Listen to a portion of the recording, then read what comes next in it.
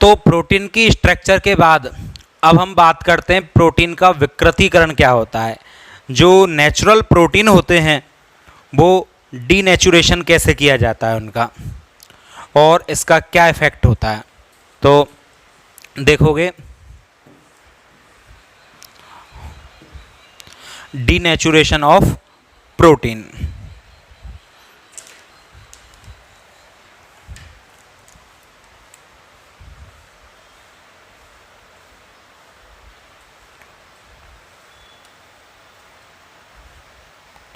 Denaturation of protein, Hindi में बोलते हैं इसे प्रोटीन का विकृतीकरण। विकृत यानी कि खराब हो जाना। तो प्रोटीन का विकृतीकरण कैसे किया जाता है, इसका डीनेचुरेशन कैसे होता है। देखो मेरे पास कोई प्रोटीन है, ये इस तरह से मैंने कोई प्रोटीन ये बना लिया आपकी, ठीक है, तृतीयक चतुर्थक द्वितीयक कोई भी प्रोटीन हो सकती है। इसमें मैं क्या करता हूँ, अम्ल क्षार का कोई विलयन डाल देता हूँ, या तो अम्लीय विलयन डाल देता हूँ या फिर इसका कोई क्षारीय विलयन डाल देता हूँ। तो ये जो संरचना है मेरे पास, जो जटिल संरचना है, कॉम्प्लेक्स स्ट्रक्चर है, ये कॉम्प्लेक्स स्ट्रक्चर इस तरह से खुल जाएगी, ठीक है। तो प्रोटीन की जटिल संरचना, जो त्रिविमीय संरचना होती है, उसका बिखर जाना, उसका टूट जाना ही क्या कहलाता है, प्रोटीन का विकृतीकरण कहलाता है। विकृतीकरण कब होता है, किसकी उपस्थिति में होता है, क्या इसका नॉर्मली कोई फायदा भी होता है, तो देखते हैं। देखो प्रोटीन के विकृतीकरण की डेफिनेशन क्या हुई, ठीक, कि प्रोटीन एक कॉम्प्लेक्स स्ट्रक्चर होती है, जटिल संरचना होती है। इस जटिल संरचना का अपनी सामान्य संरचनाओं में परिवर्तित हो जाना, बिखर जाना, टूट जाना, अनियमित टेढ़ी मेढ़ी संरचनाओं में बट जाना ही प्रोटीन का विकृतीकरण कहलाता है। इसी प्रकार आपके न्यूक्लिक एसिड का भी डीनेचुरेशन होता है, यानी विकृतीकरण होता है, जो हम आगे पढ़ेंगे। प्रोटीन का विकृतीकरण कब होता है, तो देखो भौतिक परिवर्तन करने पर भी विकृतीकरण हो जाता है। भौतिक परिवर्तन जैसे मैं क्या कर सकता हूँ, तो भौतिक परिवर्तन में टेम्परेचर को बढ़ा दूँ घटा दूँ, यानी टेम्परेचर परिवर्तन कर दूँ, ठीक है। दाब को परिवर्तित कर दिया जाए, बढ़ा दिया घटा दिया जाए, मैंने यहाँ पर बढ़ाने को ले रहा हूँ केवल, ठीक है। इसके अलावा चलो भौतिक के अलावा कुछ और परिवर्तन, जैसे पीएच में चेंज कर दिया जाए, पीएच में क्या कर दिया जाए, परिवर्तन कर दिया जाए, ठीक है। इसके अलावा कुछ रासायनिक कारक, अब रासायनिक कारक क्या हो सकते हैं, जैसे कोई इनऑर्गेनिक साल्ट है, ठीक है, स्ट्रॉन्ग सॉल्ट है, कोई रासायनिक लवण है कोई, तो अकार्बनिक लवण, उसको डाल दिया जाए तो वहाँ रिएक्शन यदि हो जाती है तो भी इसकी स्ट्रक्चर टूट जाती है, ठीक है। अब इन सभी परिवर्तनों से, जो मैं यहाँ पर कर रहा हूँ, इन सभी परिवर्तनों से होता क्या है, प्रोटीन की द्वितीयक व तृतीयक संरचना क्या होगी, बिखर जाती है। द्वितीयक और तृतीयक संरचना क्या होती है, बिखर जाती है, और इसी को ही प्रोटीन का विकृतीकरण कहा जाता है, ठीक है।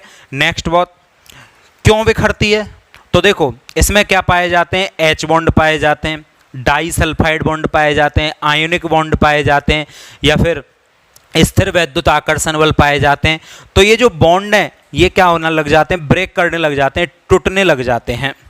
जैसे ये टूटेंगे तो टूटने पर क्या होगा, तो वहाँ से बॉन्ड ब्रेक करते जाएंगे, और ब्रेक करते जाएंगे तो एक पॉलीपेप्टाइड, दूसरी पॉलीपेप्टाइड, तीसरी पॉलीपेप्टाइड, और बीच में से बॉन्ड ब्रेक करते जा रहे हैं, टूटते जा रहे हैं, तो एक पेप्टाइड अलग, दूसरा पॉलीपेप्टाइड अलग, तीसरा अलग, तो ये सिंपल स्ट्रक्चर में आ जाती है कुंडलित से। तो इस सिचुएशन में क्या हो जाता है कि ऐसी सिचुएशन, जैसे यहाँ से बॉन्ड ब्रेक कर गया, ये बन गया, यहाँ से कर गया, ऐसा बन गया, तो जो ज़्यादा कुंडलित संरचना है वो कम कुंडलित हो जाती है, जो बहुत ज़्यादा व्यवस्था जिनकी प्रॉपर थी वो अव्यवस्थित हो जाती हैं, टेढ़ी मेढ़ी हो जाती हैं, या व्यवस्था में चेंजेज आ जाता है, तो वो प्रोटीन खराब हो जाती है। लेकिन एक बात बहुत ज़्यादा ध्यान देने योग्य है, जो मैं यहाँ पर लिख चुका हूँ, इम्पोर्टेंट कि जब प्रोटीन का विकृतीकरण होता है तो उसकी द्वितीयक संरचना और तृतीयक संरचना बिखर जाती है। और इंपॉर्टेंट लाइन लिख रहा हूं नोट डालकर, प्राथमिक संरचना अपरिवर्तित रहती है। प्रोटीन की जो प्राथमिक संरचना है उस पर कोई प्रभाव नहीं पड़ता है। ये बात मैंने आपको पहले ही भी बता दी थी। एक्चुअली ऐसा क्यों होता है? तो प्रोटीन की जो प्राथमिक संरचना है वो किस चीज़ का डिसाइड करती है? वो बताती है हमें कि उसमें नंबर ऑफ एमिनो एसिड्स कितने हैं, इसके अलावा उनका अरेंजमेंट कैसा है, इसके बारे में हमें वो जानकारी देती है। अब यदि प्राथमिक संरचना ही बिगड़ गई, जैसे हीमोग्लोबिन के केस में मैंने आपको बताया था कि 574 यानी 574 अल्फा एमिनो एसिड थे और ग्लूटामीन के स्थान पर यदि वैलिन आ जाता है तो सिकल सेल एनीमिया नामक रोग हो जाता है, जिससे व्यक्ति की मृत्यु तक हो जाती है। अब यदि ऐसी स्थिति में मान के चलो टेम्परेचर बढ़ गया, पीएच चेंज हो गया, मान के चलो तुमने नींबू को पी लिया या फिर खट्टा फल कोई खा लिया या कोई भी खट्टी चीज़ खा ली तो पीएच लेवल आपका कम हो जाएगा, या फिर क्षारीय पदार्थ कोई खा लिया तो पीएच लेवल आपका बढ़ जाएगा और शरीर में जो हीमोग्लोबिन है वही खराब हो गया। तो इस सिचुएशन में तो इंसान की मृत्यु हो जाएगी। तो प्राइमरी स्ट्रक्चर जो होती है उस पर कोई प्रभाव नहीं पड़ता है। कब? जब प्रोटीन का विकृतीकरण होता है। सेकेंडरी स्ट्रक्चर बिगड़ती है या फिर टर्सरी स्ट्रक्चर बिगड़ती है, प्राइमरी स्ट्रक्चर पर कोई इफेक्ट नहीं होता है। क्वार्टनरी की बात करें, चतुष्क संरचना, तो चतुष्क भी बिगड़ जाती है, लेकिन वो सभी में पाई नहीं जाती, इसलिए उसकी बात नहीं करते हम यहाँ पर।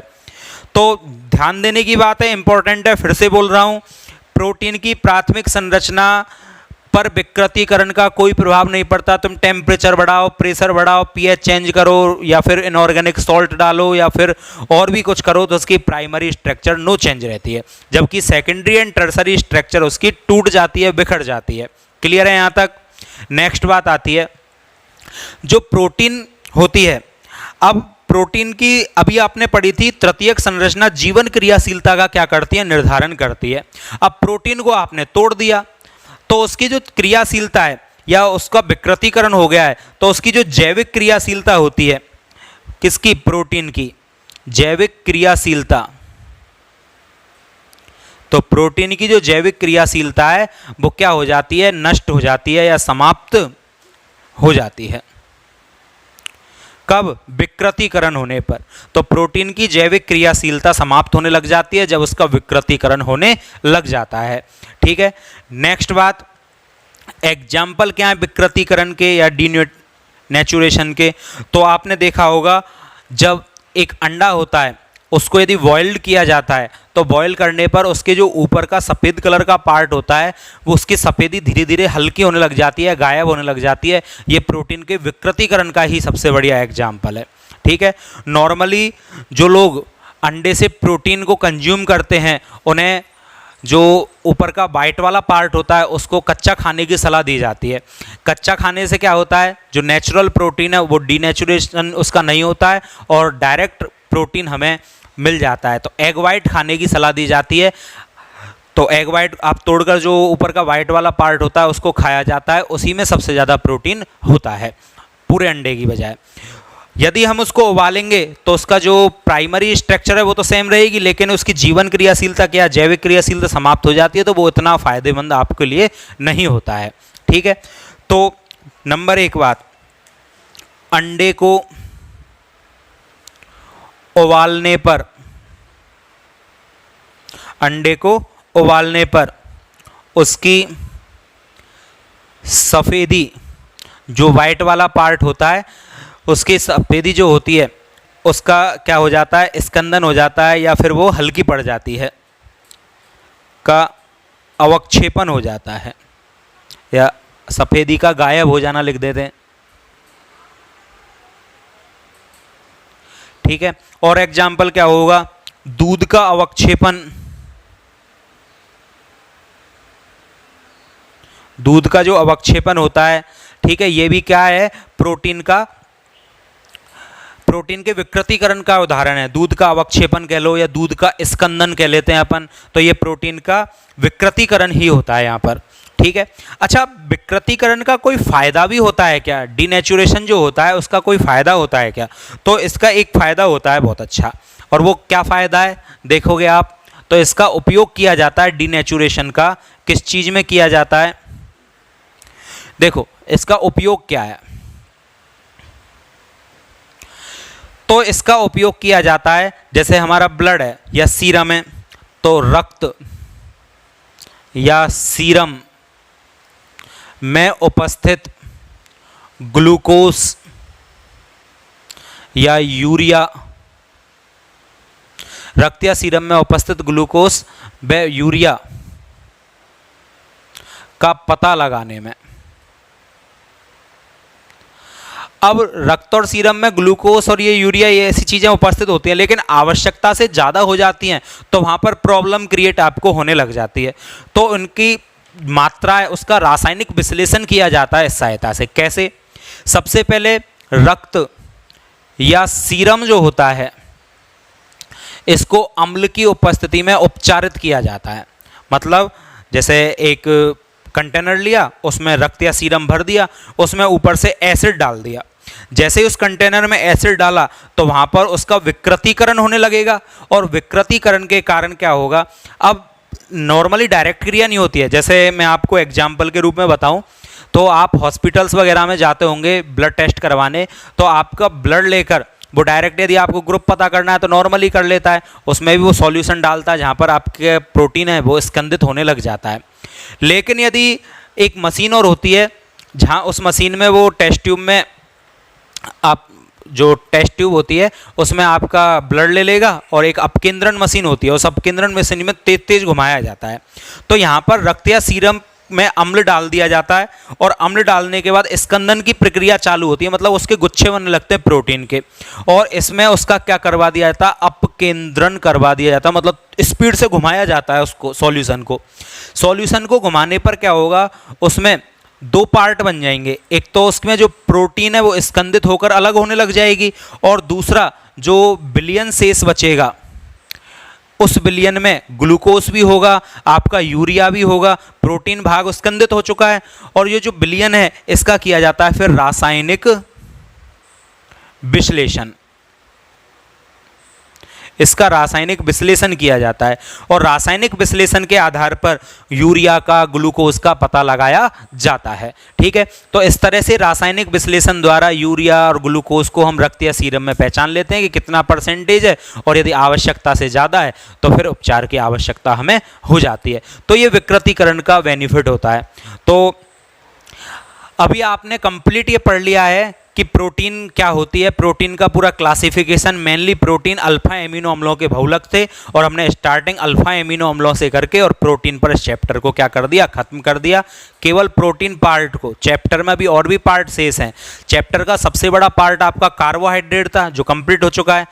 सेकेंड पार्ट प्रोटीन, ये भी आज की क्लास में कंप्लीट हो चुका है। अब हम इसका थर्ड पार्ट स्टार्ट करेंगे, न्यूक्लिक एसिड, जो अगेन इंपॉर्टेंट है और बोर्ड ऑफ व्यू से काफ़ी महत्वपूर्ण होता है। तो नेक्स्ट टॉपिक है हमारा न्यूक्लिक एसिड।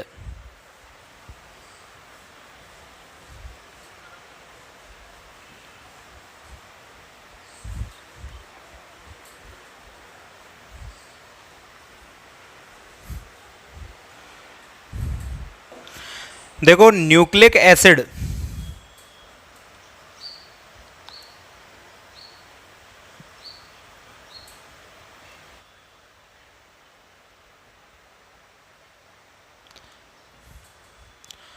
देखो न्यूक्लिक एसिड क्या होता है, चलो पढ़ने से पहले मैं एक बात बताता हूँ।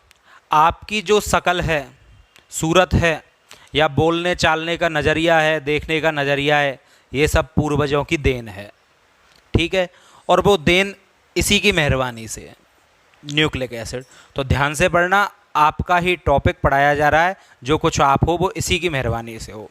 कैसे, तो देखो न्यूक्लिक एसिड को हमने पहले एक बात की थी, जब हम प्रोटीन पढ़ रहे थे तो हमने न्यूक्लियो प्रोटीन नाम सुना था।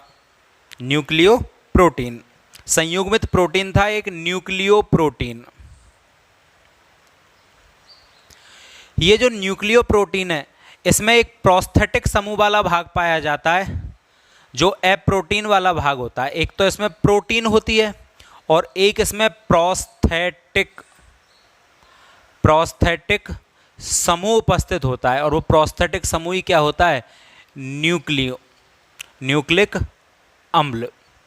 न्यूक्लियो प्रोटीन में न्यूक्लिक अम्ल ही पाया जाता है।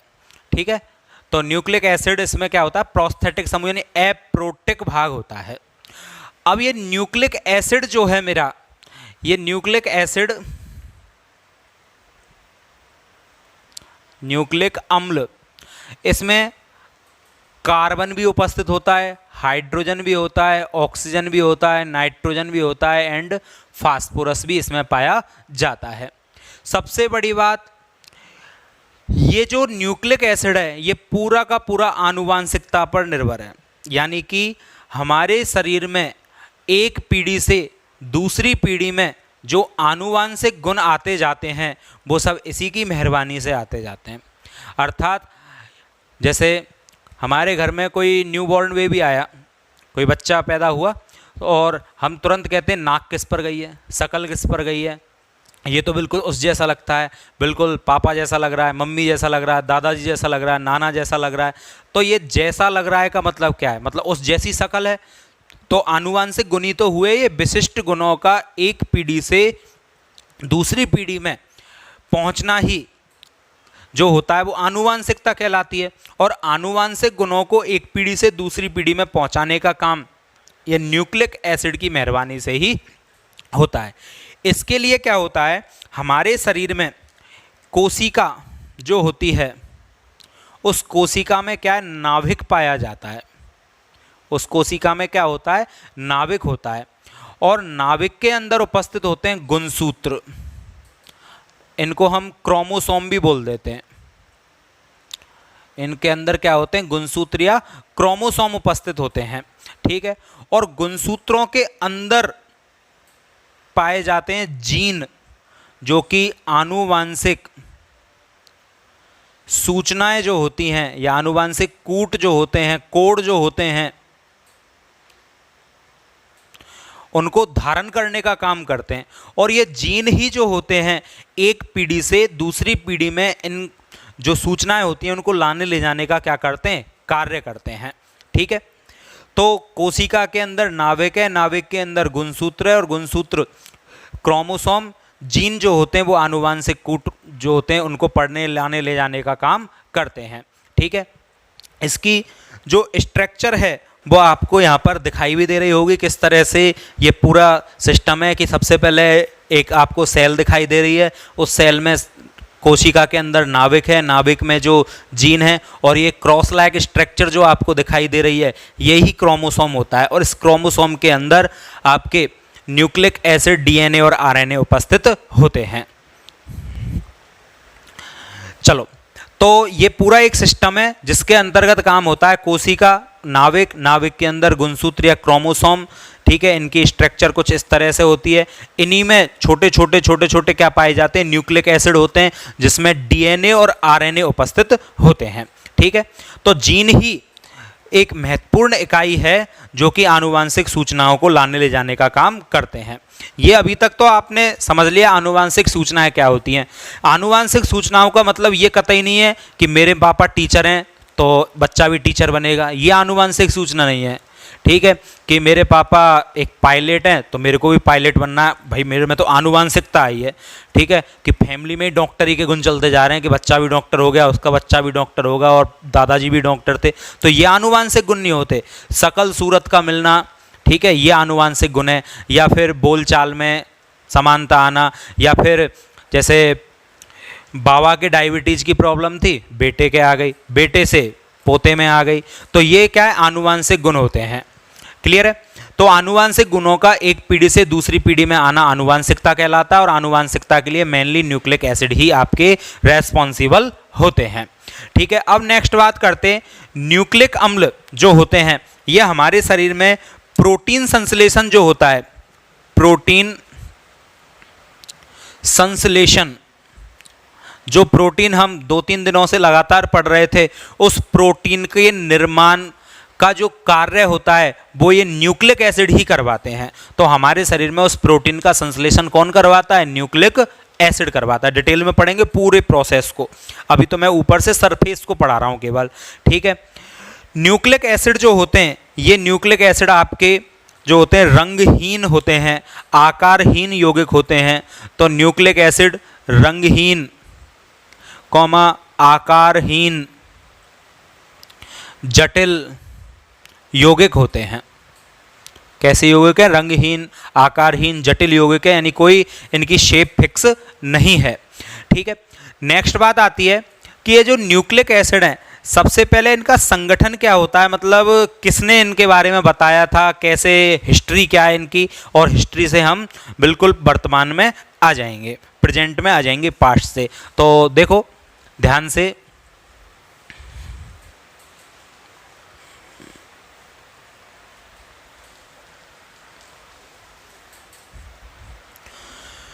तो न्यूक्लिक अम्ल के बारे में सबसे पहले 1869 में एक मिस्चेर, फेडरिक मिस्चेर नाम का एक साइंटिस्ट हुआ था। और इस फेडरिक मिस्चेर ने क्या बताया था कि जो मवाद कोशिकाएं होती हैं, फेडरिक मिस्चेर ने क्या बताया था कि मवाद कोशिकाओं से इसने न्यूक्लिक एसिड को सेपरेट किया था। ठीक है, फेडरिक मिस्चेर के द्वारा मवाद कोशिकाओं के केंद्रक से न्यूक्लिक एसिड को क्या कर दिया था, इसने पृथक कर दिया था। मवाद कोशिकाएं ली, उसमें से केंद्रक को सेपरेट किया और उस केंद्रक में से न्यूक्लिक एसिड को इसने क्या कर दिया, पृथक कर दिया। ठीक है, नेक्स्ट इसके बाद क्या था, एक रिचर्ड अल्टमान नाम का साइंटिस्ट था जिसने इसे न्यूक्लिक एसिड नाम दिया। तो बनाने वाला वैज्ञानिक यानी सबसे पहले सेपरेट करने वाले वैज्ञानिक का नाम क्या है, मिस्चेर, मवाद कोशिकाओं से इसे सेपरेट कर दिया। उसके बाद अल्टमान, रिचर्ड अल्टमान के द्वारा न्यूक्लिक एसिड इसका नामकरण किया गया था। ये खोजकर्ता, ये पंडित है नामकरण करने वाला। क्लियर है। नेक्स्ट बात आती है, जो ये न्यूक्लिक एसिड होता है, ये न्यूक्लिक एसिड मेनली दो पार्टों में डिवाइड किया जाता है। हम इसकी दो पार्टों में स्टडी करते हैं, एक तो होती है डीएनए और दूसरा होता है आरएनए। तो इसकी दो पार्टों में स्टडी की जाती है, डीएनए और आरएनए के रूप में। सबसे इंपॉर्टेंट चीज, एक नंबर का क्वेश्चन, इनकी फुल फॉर्म आपको आनी चाहिए। तो डीएनए की फुल फॉर्म होती है D oxy ribo nucleic acid, और इसका नामकरण होता है राइबो न्यूक्लिक एसिड।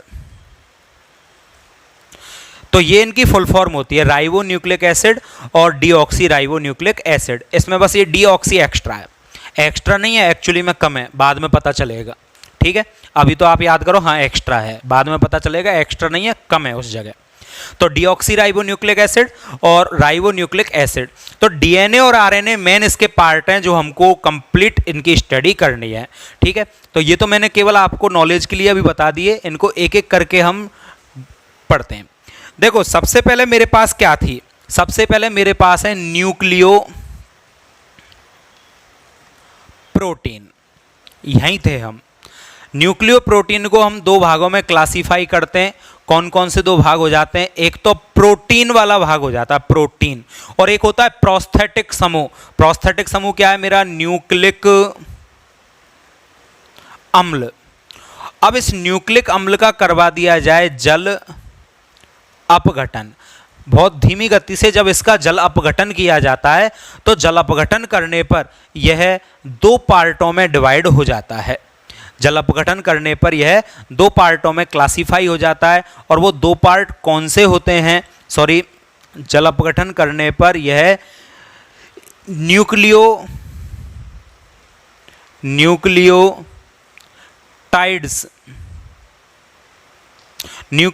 में टूटता है, यानी एक ही पार्ट में टूटता है। न्यूक्लियोटाइड, न्यूक्लिक अम्ल का जैसे ही जल अपघटन करोगे तो ये न्यूक्लियोटाइड में टूटता है। अब ये जो न्यूक्लियोटाइड होता है, जैसे एक न्यूक्लियोटाइड, फिर दूसरा, फिर तीसरा, चौथा, पांचवा, छठवां, तो एक न्यूक्लियोटाइड इकाई दूसरी न्यूक्लियोटाइड इकाई के बीच में फॉस्फोडाई एस्टर बॉन्ड पाया जाता है। क्या बोला मैंने, फॉस्फोडाई एस्टर बॉन्ड पाया जाता है। याद करो, ग्लाइकोसाइड बॉन्ड 2 मोनोसैकेराइड इकाइयां जल के अणु के निष्कासन के पश्चात जोड़ी थी। Peptide bond 2 alpha amino acid जल के अणु के निष्कासन के पश्चात जोड़े थे। फॉस्फोडाइएस्टर बॉन्ड 2 न्यूक्लियोटाइड इकाइयां जल के अणु के निष्कासन के पश्चात जिस बॉन्ड से जुड़ती हैं वो फॉस्फोडाइएस्टर बॉन्ड होता है। बताऊंगा मैं आगे, अभी सब्र करो। तो न्यूक्लियोटाइड इकाई एक, दूसरी न्यूक्लियोटाइड इकाई तो डाई न्यूक्लियोटाइड, 3 मिल गए ट्राई न्यूक्लियोटाइड, अनेक मिल गए पॉलीन्यूक्लियोटाइड। और पॉलीन्यूक्लियोटाइड ही क्या होते हैं? आपके न्यूक्लिक अम्ल होते हैं। ध्यान देना, पॉलीन्यूक्लियोटाइड ही आपके क्या होते हैं? न्यूक्लिक एसिड होते हैं। अब न्यूक्लियोटाइड का भी आपने आगे क्या कर दिया? जल अपघटन कर दिया। न्यूक्लियोटाइड का भी आपने आगे क्या कर दिया? जल अपघटन। तो ये 2 भागों में क्लासीफाई आपका हो जाता है। कौन कौन से 2 भाग बनाता है? एक भाग तो बनाता है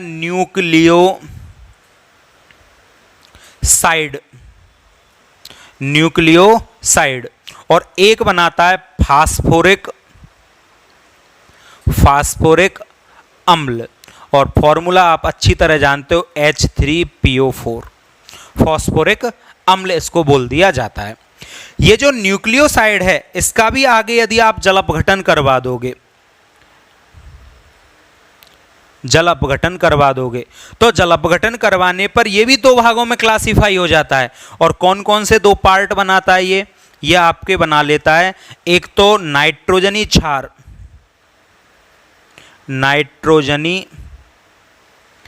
कार्बनिक क्षार, और एक आपका बन जाता है पेंटोस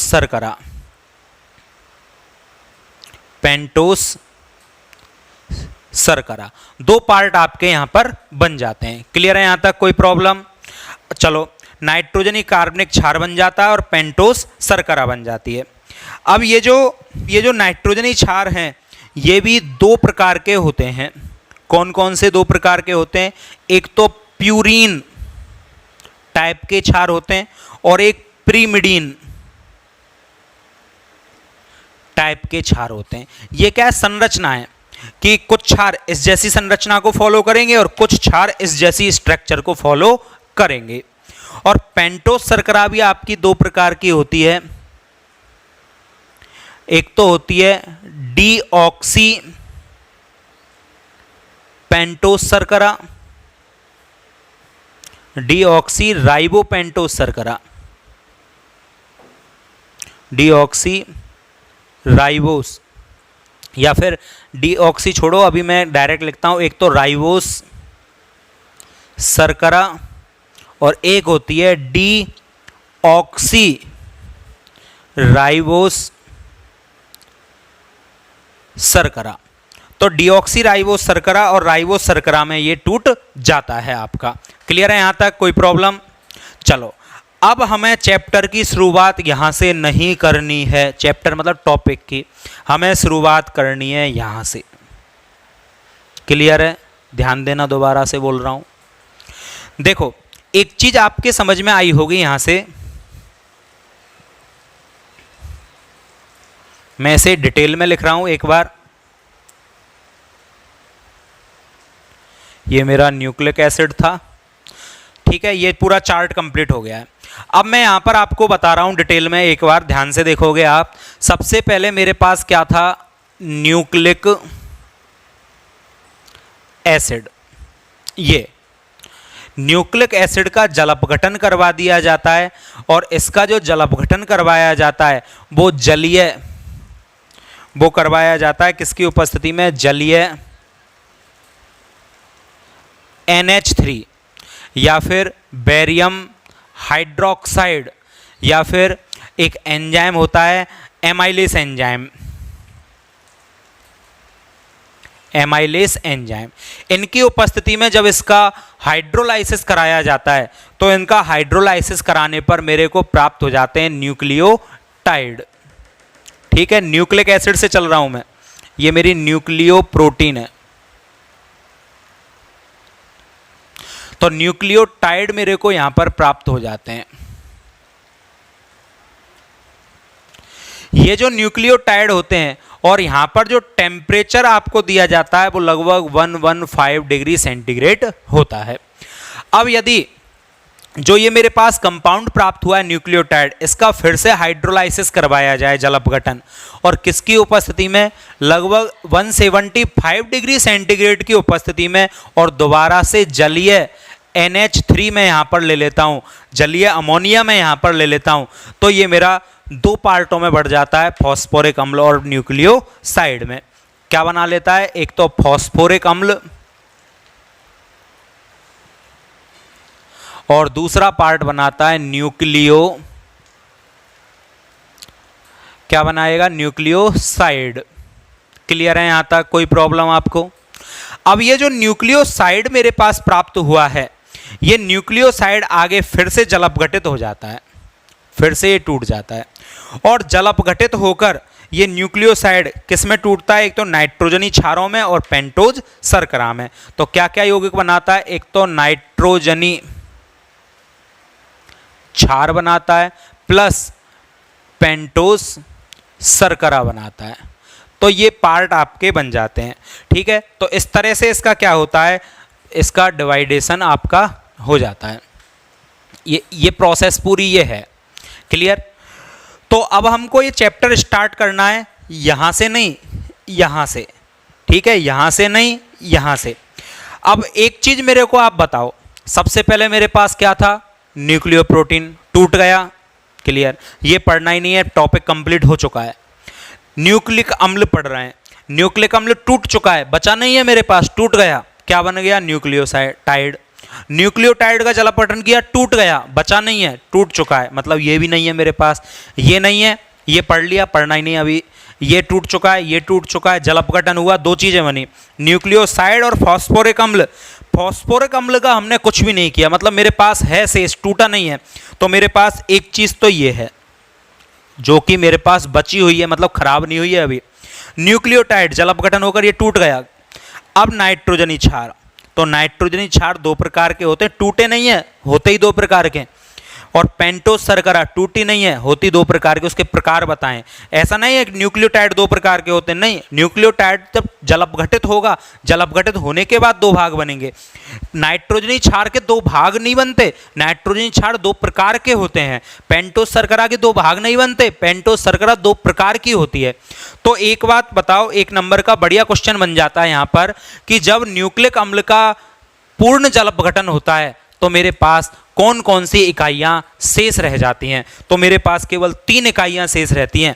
पहली इकाई बताओ कौन, नंबर 1 फास्फोरिक अम्ल, नंबर 2 नाइट्रोजनी क्षार या नाइट्रोजनी कार्बनिक क्षार, और नंबर 3 कौन, पेंटोज शर्करा। नंबर 3 पर कौन, पेंटोज शर्करा। तो ये 3 चीजें मेरे पास क्या रह जाती हैं, आपकी शेष रह जाती हैं। क्लियर है? यहां तक ध्यान देना अच्छी तरह से। जब भी किसी न्यूक्लियो प्रोटीन का या न्यूक्लिक अम्ल का पूर्ण जल अपघटन होता है तो कौन कौन सी इकाइयां प्राप्त होती हैं, तो 3 इकाइयां प्राप्त होती हैं, फॉस्फोरिक अम्ल, नाइट्रोजनी क्षार, पेंटोज शर्करा। क्लियर है यहां तक? अब हम सबसे पहले टॉपिक ही स्टार्ट क्या करेंगे, पेंटोज शर्करा। जब ये कंप्लीट हो जाएगा फिर पढ़ेंगे नाइट्रोजनी क्षार, फॉस्फोरिक अम्ल, इनमें एक दूसरे को ऐड करते चलेंगे और हमें ये टॉपिक लेके आना है कहां तक, न्यूक्लिक एसिड तक। क्लियर? समझ में आ रही बात? चलो, तो अब हम बात करें पेंटोज शर्करा की।